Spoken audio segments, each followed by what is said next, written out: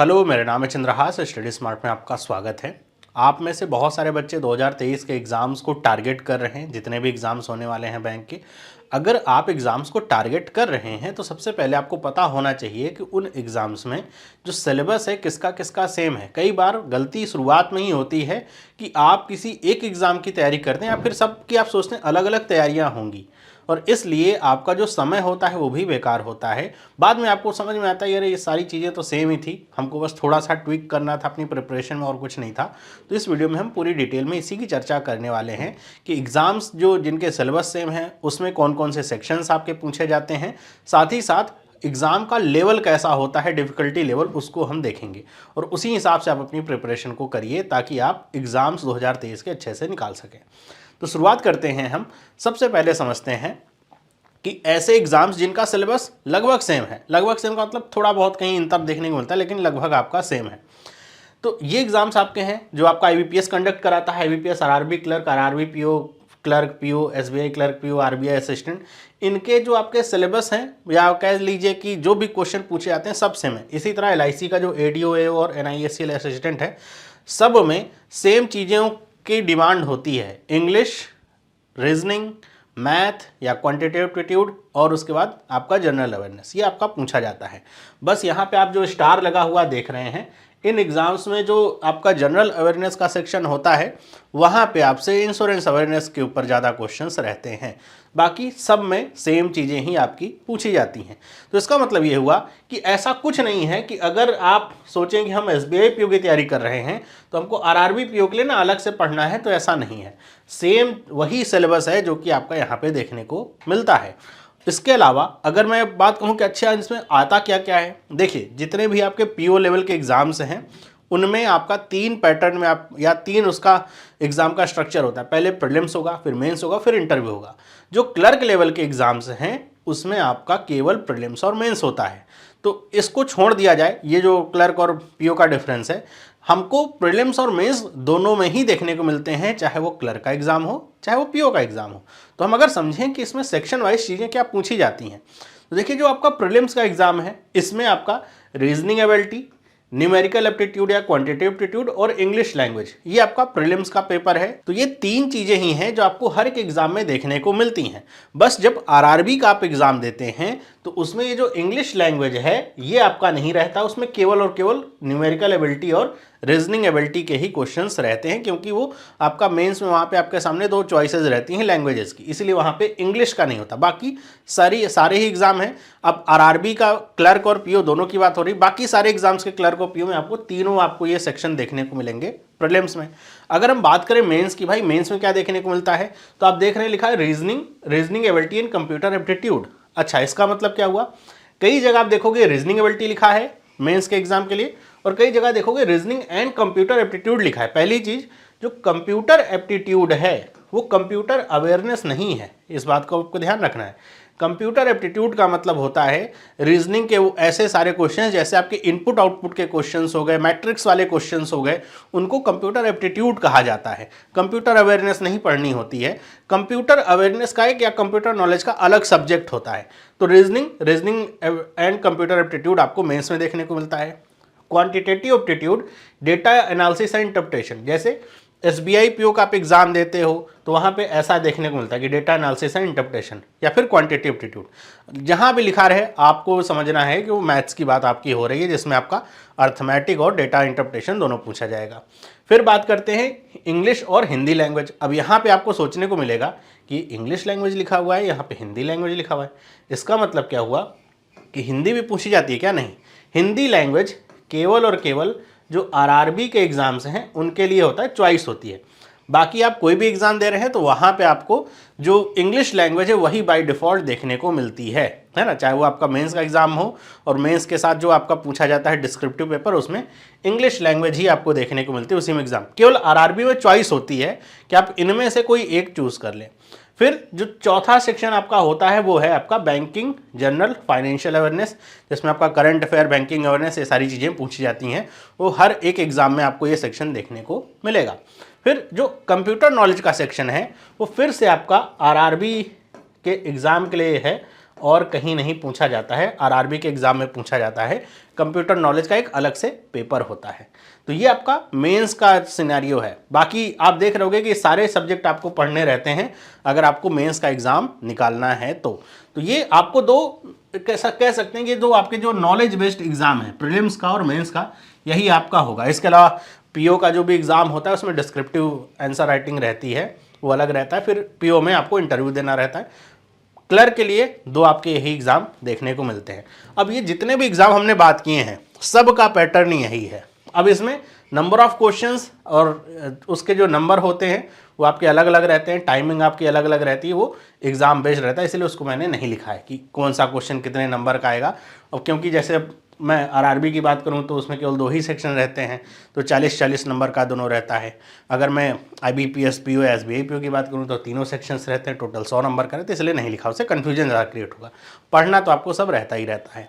अगर मैं आगे चलूँ और आपसे बात करूँ डिफ़िकल्टी लेवल की एग्ज़ाम की, होता है ना कि आपको मैंने कह दिया कि सिलेबस सबका सेम है। अगर सबका सिलेबस सेम है तो सब लोग एसबीआई पीओ की तैयारी करते हैं, लेकिन निकलता बहुत कम बच्चों का है, ऐसा क्यों? या फिर सबका आईबीपीएस पीओ क्यों नहीं निकल पाता है? तो सिलेबस सेम रहने का मतलब ये नहीं है कि सब में जो डिफ़िकल्टी लेवल है वो भी सेम है। पीओ का जो डिफ़िकल्टी लेवल होगा और जो क्लर्क का डिफ़िकल्टी लेवल होगा उसमें जाहिर सी बात है आपको अंतर देखने को मिलेगा ही मिलेगा। अब वो अंतर आपको समझना है कि वो क्या है।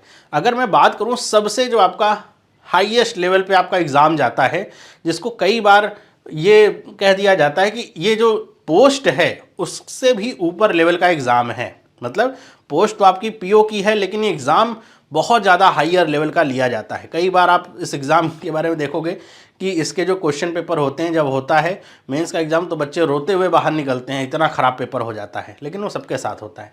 तो वो है आपका एसबीआई पीओ का एग्ज़ाम। मैं ये जो डिफ़िकल्टी लेवल है ये मेंस लेवल को देख करके बता रहा हूँ, क्योंकि प्रीलिम्स लगभग सबका सेम होता है, सेम लेवल पे ही होता है। पीओ का सेम, क्लर्क का सेम आपका रहता है। मेंस लेवल में सबसे जो डिफ़िकल्टी लेवल होता है वो किसका होता है? आपका एसबीआई पीओ का। फिर आपका आता है आईबीपीएस पीओ। हमेशा ध्यान रखिएगा कि ये बहुत अच्छी बात होती है कि अगर आपका एसबीआई पीओ का एग्ज़ाम निकल रहा है और एसबीआई पीओ का एग्ज़ाम अगर आईबीपीएस पीओ से पहले हो गया तो ज़्यादा अच्छा होता है, क्योंकि यहाँ पे जो पैटर्न या डिफ़िकल्टी सेट करी जाती है उससे थोड़ा कम लेकिन सेम तरह के क्वेश्चन आपके आईबीपीएस पीओ में पूछे जाते हैं। उसके बाद आपका आता है आईबीपीएस आरआरबी पीओ का एग्ज़ाम। आईबीपीएस आरआरबी पीओ का एग्ज़ाम होता तो आसान है मेंस में अगर इनकी तुलना में देखा जाए, लेकिन ये बहुत लेंदी होता है ना। मतलब इसमें जो क्वेश्चंस होते हैं बहुत बड़े बड़े आपको आंसर्स निकालने पड़ते हैं, बहुत कैलकुलेशन करना पड़ता है, लेंदी पेपर बनाया जाता है इसका। तो ये आपके अगर पीओ की बात करें तो कुछ ऐसा है। अगर हम आगे बढ़ें तो एसबीआई क्लर्क, आरबीआई असिस्टेंट का एग्ज़ाम लगभग थोड़ा सा आसान ही होता है एसबीआई क्लर्क से, लेकिन सेम लेवल पे ही है। आरबीआई असिस्टेंट में कट ऑफ बहुत ज़्यादा जाती है, इसलिए यहाँ क्योंकि पोस्ट काफ़ी कम रहती हैं तो इस वजह से कट ऑफ इसकी ज़्यादा जाती है। लेकिन कट ऑफ ज़्यादा जाने का मतलब ये नहीं होगा कि कठिन या आसान है, पेपर सेम ही लेवल का रहता है। फिर आगे बात करें, नेक्स्ट आपका आता है आईबीपीएस क्लर्क और उसके बाद आपका है IBPS RRB clerk. RRB clerk का भी एग्ज़ाम अगर देखा जाए डिफ़िकल्टी लेवल में इन सारे एग्ज़ाम में सबसे ज़्यादा आसान है, लेकिन अगर देखा जाए तो सबसे ज़्यादा कठिन है आईबीपीएस आरआरबी क्लर्क को निकाल पाना।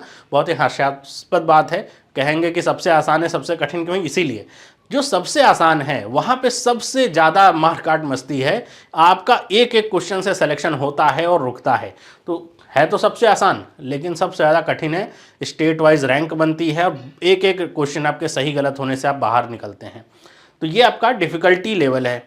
अगर हम बात करें इंश्योरेंस वाला तो उसका डिफ़िकल्टी लेवल ऐसा ही, दोनों ये आपके एओ का एग्ज़ाम, एडीओ का एग्ज़ाम, नहीं एसीएल का एग्ज़ाम, असिस्टेंट का एग्ज़ाम, ऐसे आपका डिफ़िकल्टी लेवल निकाल चलता है। तो अगर मैं बात करूं कि अगर डिफ़िकल्टी लेवल को बात करी जाए तो सर क्या हमें एसबीआई पीओ का एग्ज़ाम नहीं देना चाहिए? या तो ये तो बहुत कठिन है सर, हमारे बस का नहीं है, हमें ना नीचे से ट्राई करना चाहिए। ऐसा नहीं है।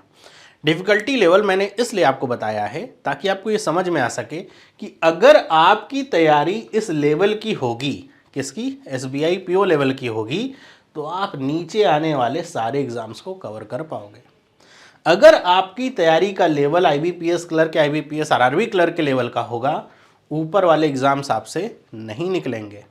तो डिफ़िकल्टी लेवल का मतलब ये है कि जब आप तैयारी करने बैठिए, जैसा मैंने आपको पहले बता दिया, सिलेबस में इन सारे एग्ज़ाम्स के कोई डिफरेंस नहीं है, सब में सेम चीज़ें पूछी जाती हैं, वही डेटा इंटरप्रिटेशन है, अर्थमेटिक है, रीजनिंग में भी वही सारे टॉपिक्स हैं, सब में सेम टॉपिक्स हैं, बस क्वेश्चंस का लेवल अलग अलग रहता है। तो अगर आपकी तैयारी SBI PO लेवल की है तो आप इन सारे एग्जाम्स में बड़े आसानी से उसमें फाइट कर पाओगे, बहुत आसानी से इनको निकाल सकते हो। तो हमेशा तैयारी को अपनी उच्चतम स्तर पे रखिए ताकि उस एग्ज़ाम के साथ साथ उसके नीचे वाले सारे एग्जाम्स आपके क्लियर हो जाएं। यहाँ पे अगर ऐसा होता कि सर SBI PO का ना सिलेबस इंटायरली डिफरेंट है, तब हम सबकी अलग अलग तैयारी करते, लेकिन SBI PO और बाकी एग्जाम का सिलेबस सेम है, क्वेश्चन के लेवल में केवल डिफरेंस है। तो अगर आप ऐसा सोचेंगे कि जब SBI PO की वैकेंसी आएगी तब उसकी तैयारी करेंगे, पहले हम IBPS PO की तैयारी करेंगे, RRB PO की तैयारी करेंगे, तो ये मूर्खता होती है। क्योंकि आप जब ऐसे तैयारी करोगे तो आप SBI PO तक तो कभी जा ही नहीं पाओगे, क्योंकि आपको बहुत कठिन लगने लगेगा वो। अगर आपकी शुरुआत की जो तैयारी है SBI PO को ध्यान में रखते हुए ही है तो आपके सारे एग्जाम्स निकल जाएंगे। ये बात जो बिगनर्स होते हैं इनको बहुत कम समझ में आती है, और बहुत बार तो कई बार ऐसा भी होता है कि 3-4 साल से तैयारी कर रहे बच्चों को भी ये बात नहीं समझ में आती है और इसीलिए वो बार बार फेल हो रहे होते हैं। इस बात को हमेशा ध्यान रखिए कि आपका मुकाबला घोड़ों से है, गधों से नहीं है। तो इस वजह से तैयारी आपको अपनी उच्चतम स्तर पर रखनी है ताकि ज़्यादातर आपके एग्ज़ाम्स जो हैं वो आसानी से निकल सकें। तो ये तो डिफ़िकल्टी लेवल की बात है। आपको मैं एक पॉइंट ऐसा बताता हूं जो आपको याद रखना चाहिए, खास तौर पे ऐसे बच्चे जो अभी तैयारी की शुरुआत कर रहे हैं, या फिर ऐसे बच्चे जिनका अपना ही कुछ लॉजिक रहता है कि पहले प्रीलिम्स निकलेगा फिर मेंस निकालेंगे। कभी भी आपको अपनी तैयारी प्रीलिम्स को ध्यान में रखते हुए नहीं करनी है। आप प्रीलिम्स को ध्यान में रखते हुए पढ़ोगे तो आपका कभी एग्ज़ाम नहीं निकलेगा। अगर आपने 2023 में एग्ज़ाम निकालने को सोचा है तो हमेशा आपको ये ध्यान रखना है कि जब भी कोई टॉपिक आपको पढ़ना है तो प्रीलिम्स टू मेंस उसे पढ़ना है। केवल प्रीलिम्स लेवल तक जाकर के सिमट जाना है कि अच्छा पहले प्रीलिम्स का हम पढ़ लेंगे और प्रीलिम्स जब निकल जाएगा तब हम मेंस वाला पढ़ेंगे, ये आपको केवल और केवल असफलता की ओर ले जाएगा। साल दर साल आपके बर्बाद होते जाएंगे और डिफ़िकल्टी आपके लिए बढ़ती जाएगी। दूसरी चीज़ आपको जो ध्यान में रखनी है कि पहले साल के पहले जो 4 महीने हैं सबसे ज़्यादा क्रूशियल होते हैं, सबसे ज़्यादा क्रूशियल। मैं अपनी बात अगर करूं, पिछले साल हमने जनवरी से स्टार्ट कर रहे थे अपने कोर्सेज़ वगैरह, तो उसमें जो बच्चे थे जिन्होंने शुरुआत से ही तैयारी करना शुरू कर दिया था, उन सारे बच्चों के जो एग्ज़ाम हैं इस साल लगभग सारे एग्ज़ाम्स उनके प्रीलिम्स निकले हैं, मेंस के एग्ज़ाम उन्होंने दिए हैं। अभी रिजल्ट आने देंगे तो हो सकता है बहुत सारे बच्चों का सिलेक्शन भी होगा उसमें से। रीज़न ये रहता है कि शुरुआत के 4 महीने आप जब छुट्टी काटते हुए बिताते हो या इस वजह से बिताते हो कि नोटिफिकेशन कोई नहीं है तो पढ़ के कोई फ़ायदा नहीं है, ये सबसे गलत अप्रोच आपकी होती है।